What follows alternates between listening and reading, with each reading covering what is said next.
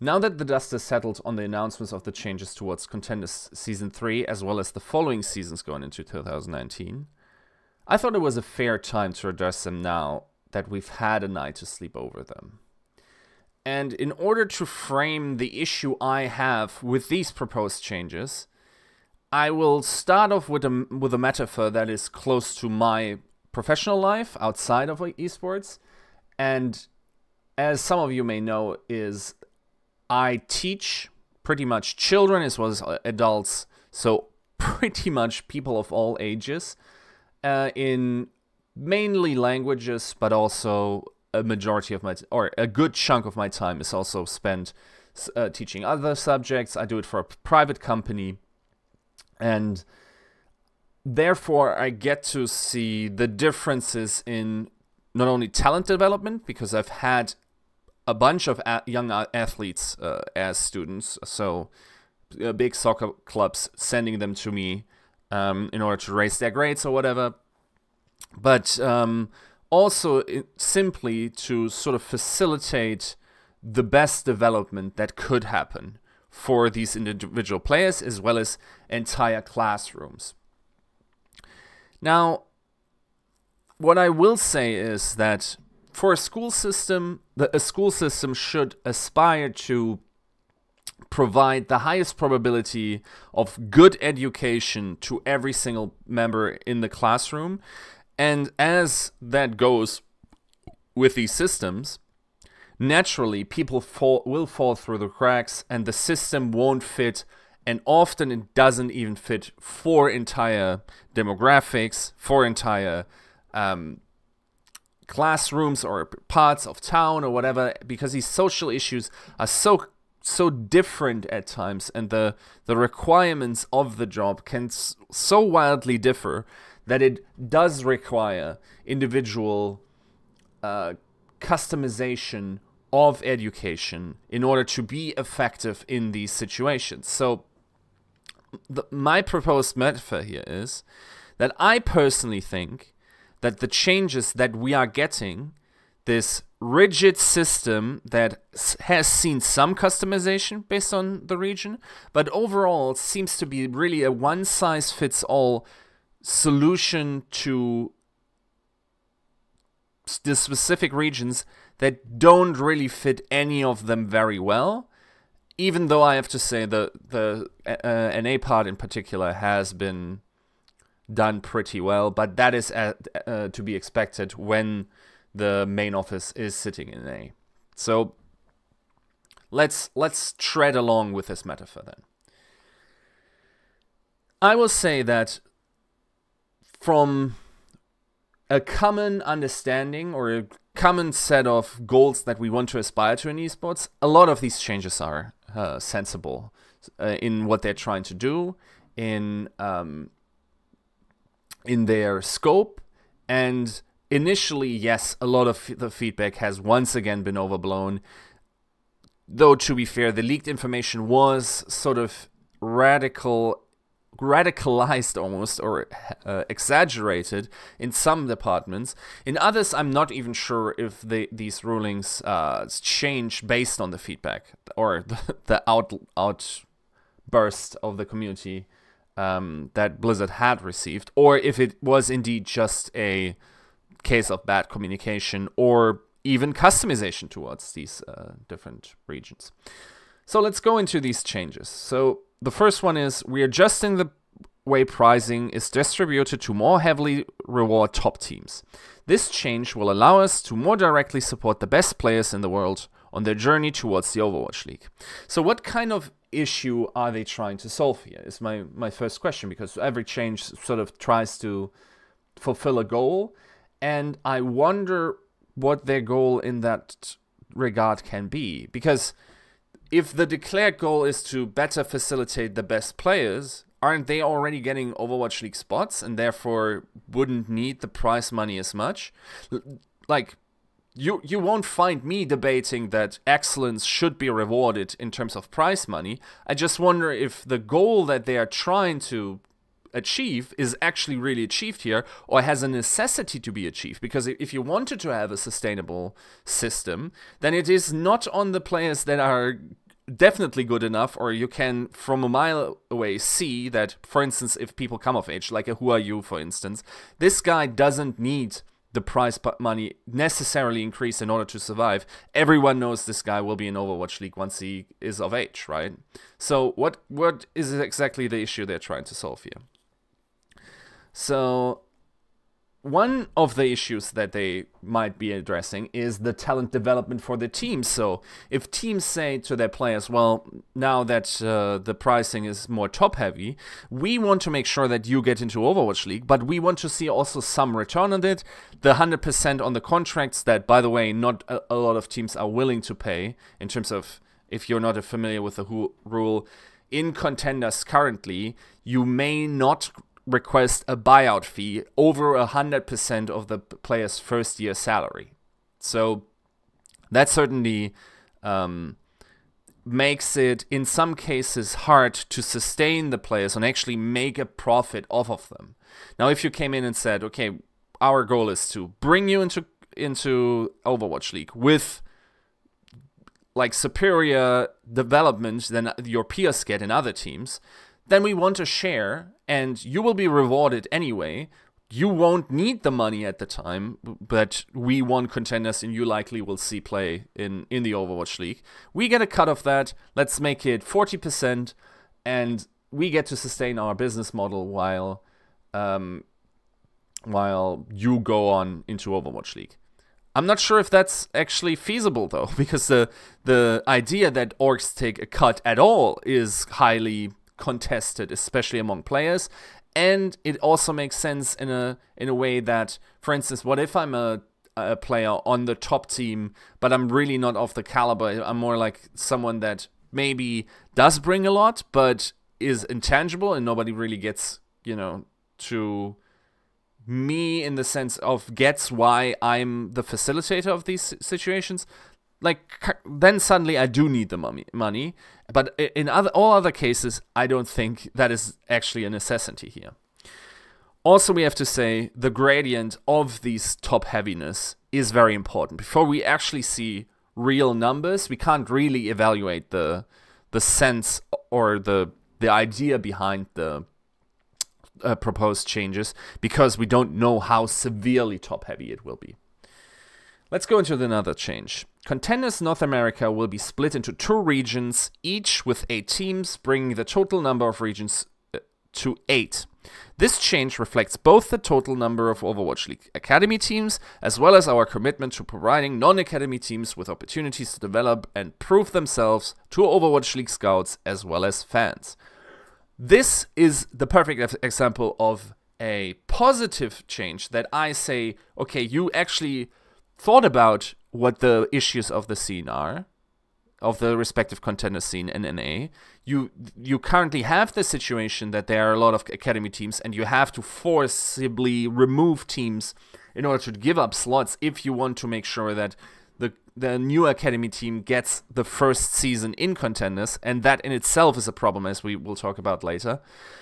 It is still a customized change that meets the reality of the season, of the region, if we accept the premise that Contenders, that academy teams should be auto qualified for Contenders.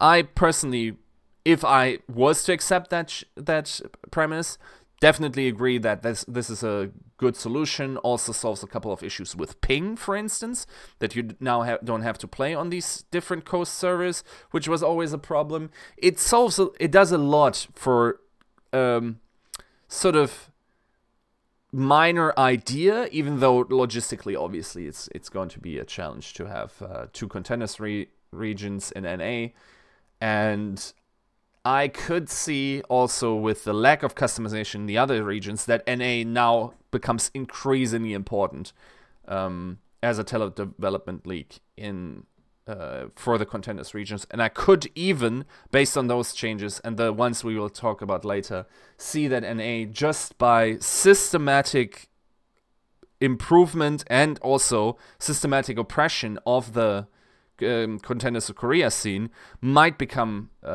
a parrot or on par with Contenders Korea as a development league. Now let's continue.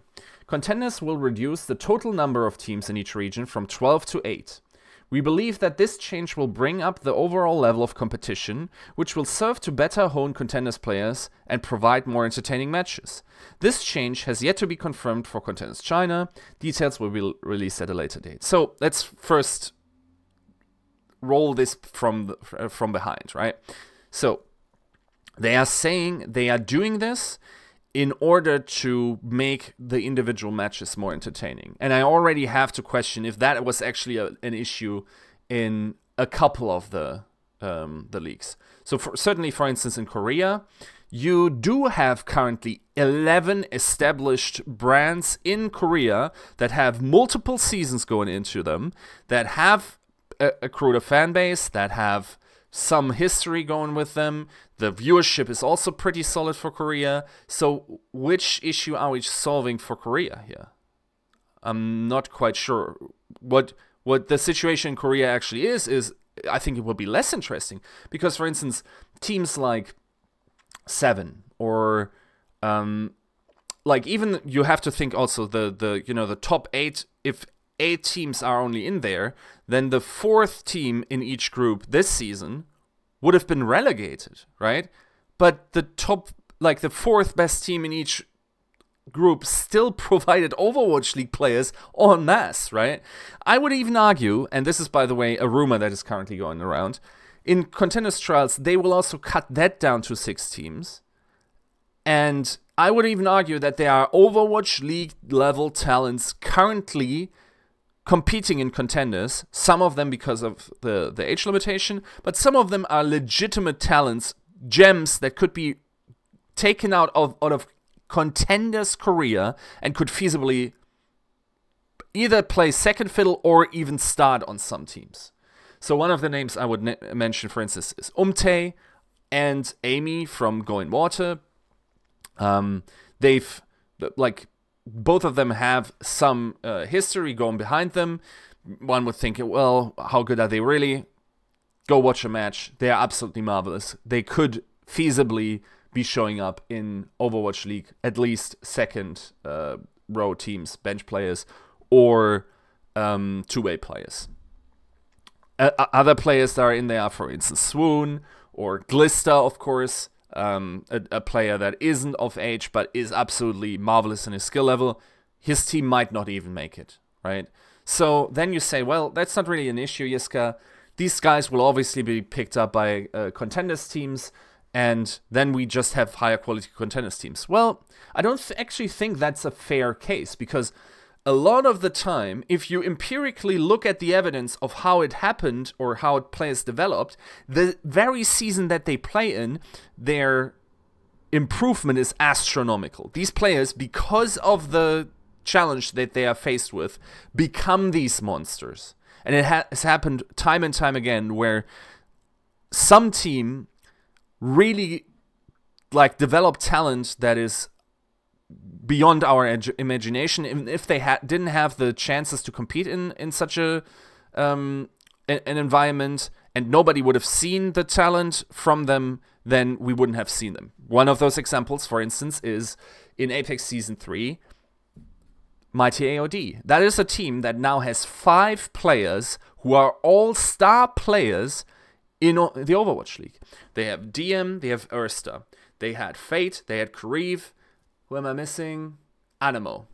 That is 5 bomb players of a team that would have likely never made it into a Contenders Korea region had they come in, for instance, next year when there's only 8 teams. So the idea that the quality of teams is, increased is actually not quite fair. These people would have never seen play. And by the way, that was an absolutely nuts group with Rogue, Lunatic High and Kong de Panthera, possibly the best Apex group of all time, first round group.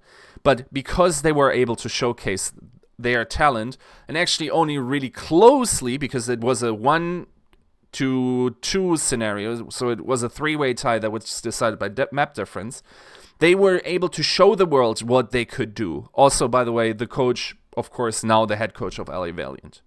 These stories we simply wouldn't hear as many of with the proposed changes. Same is also true, of course, for Europe. If you think of British Hurricane last season, I think they were one map away from making it into playoffs. I'm not convinced they would have crapped out there. That is a fun storyline. I don't think there were that many dead games.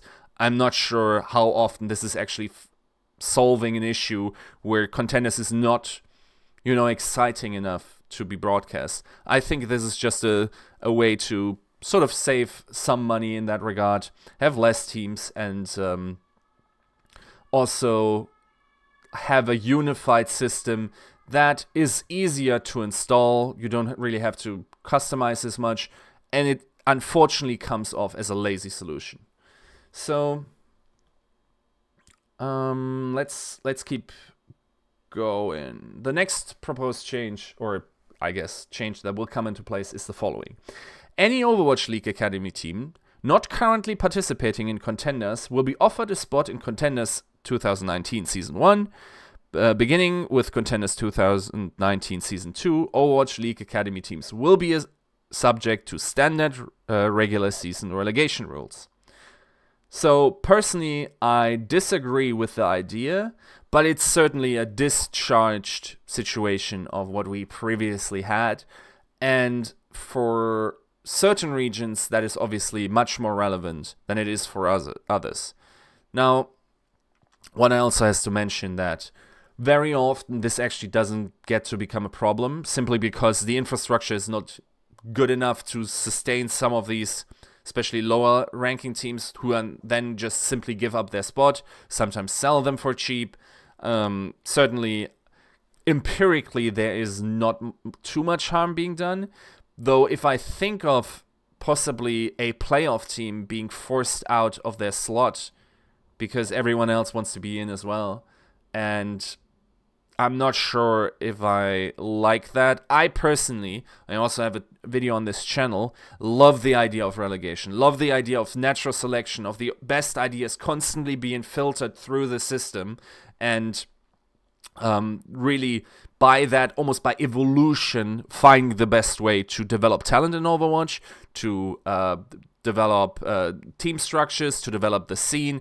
The more iterations we have, the better it will become. This leads nicely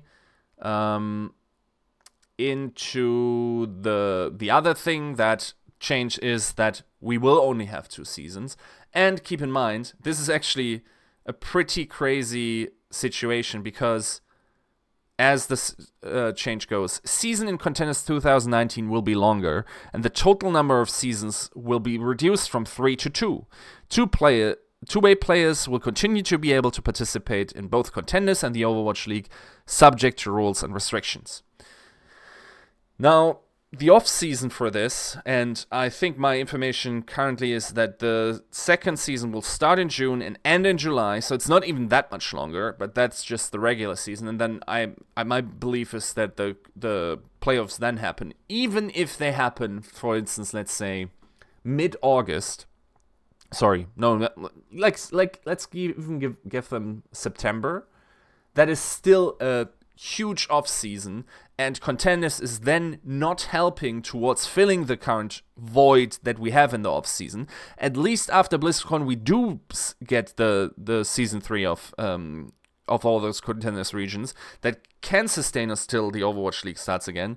Then again, we have to be fair. We don't know what the plan is, especially going into 2020, when everything changes with the circuit supposedly starting around the world. To evaluate those based on the information we have is probably not feasible at the time, but to look at it from our current scope, it does feel pretty dead, and Contenders is not helping in that regard. And what it though does help with sorta is that we have a situation where the Contender season stops before the signing window completely opens, and that then allows these players to sort of showcase their talents, and probably provides a better showcase also for people sort of suffering from recency bias, which is also part of the GM culture, sadly, at the moment. It is a probably favorable solution for these teams to then, see the fresh performances of these players. What it doesn't do, or what it does also allow is, of course, for tryouts to take place. Because currently, especially, for instance, if you were a trials team, like British Hurricane currently is, now that we know that that Fusion and Funny Astro are going to Boston, I think that's official, we also can infer what that meant for their preparation to going into trials, and then also, potentially even like later on next year, going into the playoff stages, right? If you like practice for trials finals or the final weeks and you're fighting for your spot, and suddenly 2 of your starters are gone, that is a problematic situation. I think that needs to be sort of accommodated with contract structure, that this doesn't allow those teams to suffer majorly, even though I do agree that Overwatch League should take precedence in urgency in all those matters, because the final end goal is to go into the Overwatch League, of course, for these players. One thing that I sort of like in terms of customization is that, well, if you want to call it customization, it's sort of like not taking away the biggest benefit of Contenders Korea, is that there doesn't seem to be a desire from Blizzard's point of view to take LAN away from others, from the Korean broadcast. So that certainly helps them still to develop talent, and also that actually might be a very big tool that players have in order to, rise above their peers in these other regions who, at this time, and by the way, they didn't promise that LAN was going to happen in 2019, but that will benefit Korean players certainly in the future. Now, what are some other things that we could do in order to customize better? Well, one thing that I always think is really underutilized in the Overwatch scene, and that has some very positive examples where it does work, is third-party community help. So one positive example of this is, of course, Broadcast GG, who provides analysis for certain Contenders regions in the English language. It helps, help these talent to, hone their skill. And, for instance, great casters such as Jaws and Legday came from that. They now made it onto the World Cup. That is a great story. And I would say that if Blizzard was willing to give up more responsibilities in these regions and allowed not just, shoutcasting talent, but also talent in all regards, in observing, in, management, and all, like, the existing TOs, and for example, if they were willing to give up that responsibility just a little bit, I think we could immediately have better outcomes, because these guys are tuned into the scene. They know what the reality of these teams are. You don't need manpower on Blizzard's side. You probably pay way less. The only thing you have to give up is responsibility. You, of course, have to assure quality for them. You have to sometimes also bite the bullet and accept that one of your partners will shit the bed and you will get bad PR because of that. But ultimately, the net benefit through my time in esports has always been huge from third party. And I think if Blizzard also looks at their past, what kind of tools we had in esports in the past, when passionate people for basically no pay or very limited pay come together and creatively see these customized solutions that then make us a much richer scene, right? Some of those examples go way back. For instance, I remember there being Warg TV, which was like a sort of client, so you could live watch Warcraft 3 matches. Some ingenious engineer came up with like live streaming the replays onto a server where everyone could connect on. We still had Winamp streams where people were talking, but we practically had live gameplay streams at the time. Something, by the way, that we are currently just getting in Overwatch with the customized, you know, ability to watch replays. This thing was legitimately happening 15 years ago based on the ingenuity of, I think it was 3 people at the time, right? And if we were to allow regional talent to sort of get to the heart of the problems and then create creative solutions around them that you then also can approve of, that I have no problem with that, I think we would be much further along in the development of the Overwatch scene. We've seen it, for instance, in Apex, what they did for observing, what they did for talent development, what they did for production in general, like their feature pieces before finals were amazing, for storytelling, for history of Overwatch. If we were to give up more of the responsibility, we will generally, like for instance, a teacher could, to spin it back into the metaphor, customize the practice lessons towards the student's need. If I have one-on-one teaching lessons with a student, I can specifically look at the problems he has. I can try different solutions, and ultimately his level, because I can customize myself towards his needs, his level will skyrocket past his peers and will eventually make him a, you know, force to be reckoned with, if you want. And the same would probably be true for the contender scene. Thanks for watching.